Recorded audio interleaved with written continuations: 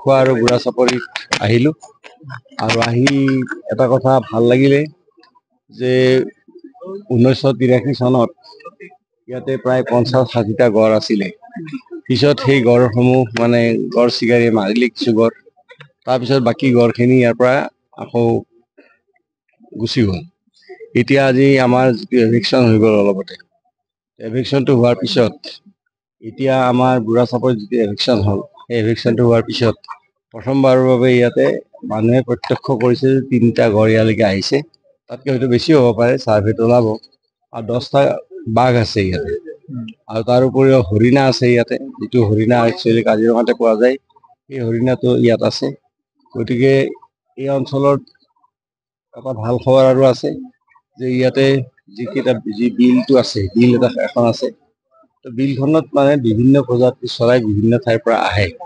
গতিকে এতিয়া আমি এই বুঢ়া চাপৰি, লাওখোৱা, এই গোটেই যিটো আছে এইখন আমি এতিয়া প্ৰমোট কৰাৰ কাৰণে আমি চিন্তা কৰিছোঁ, যাতে কাজিৰঙাত যেনেকৈ টুৰিষ্ট আহে, মানসত যেনেকৈ টুৰিষ্ট আহে, ওৰাঙত যেনেকৈ টুৰিষ্ট যায়, নামেৰিত যেনেকৈ টুৰিষ্ট যায়, ঠিক তেনেদৰে ইয়াতো যাতে টুৰিষ্ট আহিব পাৰে, তাৰ কাৰণে আমি ব্যৱস্থা গ্ৰহণ কৰিম। আৰু এই কথাবিলাক আচলতে চোৱাৰ কাৰণে মই আজি ইয়ালৈকে আহিছোঁ। আৰু এই সম্পৰ্কত আমি আমাৰ বিভাগীয় কৰ্তৃপক্ষক মই ইতিমধ্যে কৈছোঁ যে ইয়াতে যিখিনি সম্ভাৱনা আছে, সেই সম্ভাৱনাখিনি তেওঁলোকে উদ্ভাৱন কৰিব লাগে আৰু তেনেধৰণে তেওঁলোকে আগবাঢ়ি যাব পাৰে।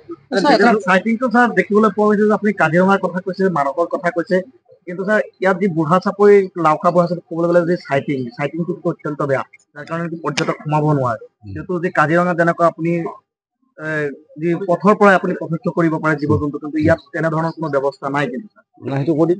এতিয়া এইখন আমি যিটো আহিছোঁ কিয়, সেইকাৰণে আহিছোঁ। এইখন তেনেকুৱা ধৰণৰ ব্যৱস্থা কৰাৰ কাৰণে কৰিব লাগিব, যি লাগে আৰু মই কৈছোঁ, প্ৰস্তাৱ দিব কৈছোঁ, আমাৰ DF-ক কৈছোঁ যে প্ৰস্তাৱ দিয়ক কি লাগে, সেইমতে আমি কৰিম। পূৰ্বে বুঢ়া চাপৰিত উচ্ছেদ চলিছে, তেওঁলোকে লাওখোৱা অভয়াৰণ্যৰ ভূমি তেওঁলোকে বেদখল ক'বলৈ আছে, সেইখিনি উচ্ছেদ চলিবনে? কোনটো লাওখোৱা বুঢ়া চাপৰি ফৰেষ্টৰ মাটিত যি আছে চব উচ্ছেদ চলিব, সেইটো তাৰ কোনো কম্প্ৰমাইজ নাই। নাই মই গম পাইছোঁ, কিবা শিঙিমাৰী আইবিৰ কাষতে কিছুমান ফিচাৰী মানুহে বেদখল কৰিছে, সেইবিলাক নহ'ব। এটা কথা আপুনি স্পষ্টভাৱে ক'লে আপোনাৰ মূল্যবান ভাষণত যে আমাক উদ্দেশ্য কৰি ক'লে যে আপোনাক প্ৰমোট কৰিব লাগে, কিন্তু কিছুমান সময়ত দেখা পোৱা যায় যে আমি যেতিয়া বুঢ়া চাপৰি যাওঁ তেতিয়া আমাক ফটো উঠাৰ কাৰণে বাধা আৰোপ কৰে, আৰু ভিতৰত যোৱাৰ আগত 3-4 ভাবি লয় যে ফটো উঠাব নেকি তোমালোক, গতিকে সেই সম্পৰ্কে আপুনি কি নহয়, কিছুমান কথা আমাৰ প্ৰথমবাৰৰ বাবে গড় আহিছে আফটাৰ 1983। এতিয়া যে আমি গড়ৰ ফটোবিলাক যদি মানুহৰ মাজত আমি দি দিওঁ, ভিজুৱেলাইজ কৰি দিওঁ, তো তেতিয়াহ'লে কি হয়, সেই গড়বিলাকৰ কাৰণে এটা ডেঞ্জাৰ হৈ যায়। যদি ইয়াতে যদি আমাৰ এই অভয়াৰণ্যখনত আমি যদি সেইফালে গছ টছ ৰুই দিম, যিবিলাকত এভিকশ্যন হ'ল, তেতিয়া এখন প্ৰকাণ্ড অভয়াৰণ্য হ'ব, তেতিয়া আপোনালোকক ফটো তুলিব মানা নকৰে।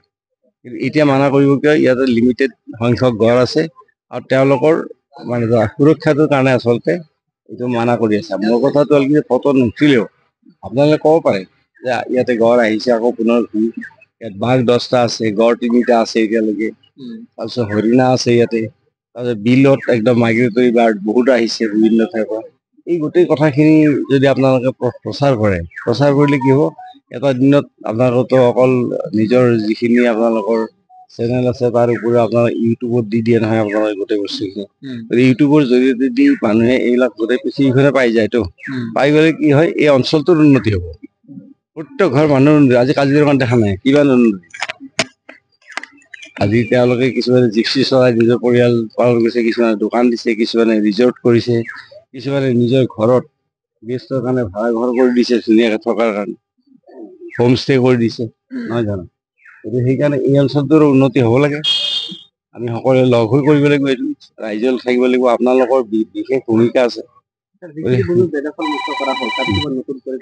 গছ আমি ছাৰ আৰু এটা কথা, যিহেতু আপুনি লাওখাৰ পৰা যিটো বুঢ়া চাপৰি সংযোগী যিটো পথ আছে, এই পথটোত আপোনাৰ যেতিয়া পৰ্যটক আহিবলৈ যায়, তেওঁলোকে কিন্তু বহুত বিভিন্ন সমস্যাৰ সন্মুখীন হ'বলগীয়া হয়, কাৰণ পথটো একেবাৰে বেয়া।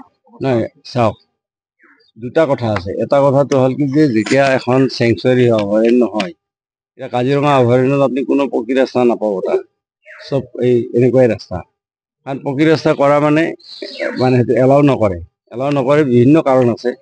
যে তাতে ধৰক পকী ৰাস্তা কৰিলে কিছুমান প্ৰচাৰৰ কাৰণে সুবিধা হয়, গতিকে আৰু অন্যান্য বিভিন্ন কথা থাকে তাত। গতিকে সেইকাৰণে এই ৰাস্তাটো যিটো তেনেকুৱাই ৰাস্তাটো থাকিব, তাতকৈ হয়তো অলপ ইম্প্ৰুভ কৰি দিব ৰাস্তাটো, মাটি আৰু শিল চিল দি পেলাই হয়তো ইম্প্ৰুভ কৰি দিব। মই আমাৰ DFO ইয়াৰে আমাৰ ৱাইল্ড লাইফৰ DFO মই কৈছোঁ যে কিবা যদি আপোনাৰ কৰিবলগীয়া আছে, তেখেতে কৈছে যে আমাৰ কেইটামান চকীও লাগে ইয়াতে, পহৰা চকী, চকী টকী যি লাগে আপোনালোকে আমাৰ প্ৰস্তাৱ দিয়ক, আমাৰ পইচা আছে, আমি দি দিম পইচাৰ পৰা। পিছে আপুনি এটা কথা উল্লেখ কৰিছে যে ইয়াত তিনিটাকৈ গড় নিজে নিজে আহিছে বেদখল মুক্ত কৰাৰ পিছতে। পিছে আপোনালোকৰ বিভাগৰ ফালৰ পৰা কি গড় আকৌ পুনৰ বৃদ্ধি কৰিব? বৃদ্ধি কৰাৰতো চিন্তা কৰি আছোঁ, বৃদ্ধি কৰাৰ চিন্তা কৰি আছোঁ, এইটো কথা পাতি ল'ম মই। নিজকে সজাই তুলিবলৈ প্ৰয়োজন এযোৰ প্ৰিয় সাজপাৰৰ। ফেষ্টিভেল ব্ৰাইডেল ছেকশ্যনকে আদি কৰি পাৰ্টি গেট আপলৈকে মুঠৰ ওপৰত এযোৰ মন পচন্দৰ সাজপাৰৰ বাবে চিন্তা কিহৰ? সাজপাৰৰ লগতে উপলব্ধ গহনাও। তাতোকৈ ভাল খবৰ, লেডিজৰ লগতে জেন্টছ আৰু কিডছৰ ছেকশ্যনো উপলব্ধ। আপোনাৰ কাষত গীতাৰ্থ ক্ৰিয়েশ্যন। যোগাযোগ নম্বৰ 7638886024। ঠিকনা near Japorigog LP school, Japorigog, Guwahati, house number 11।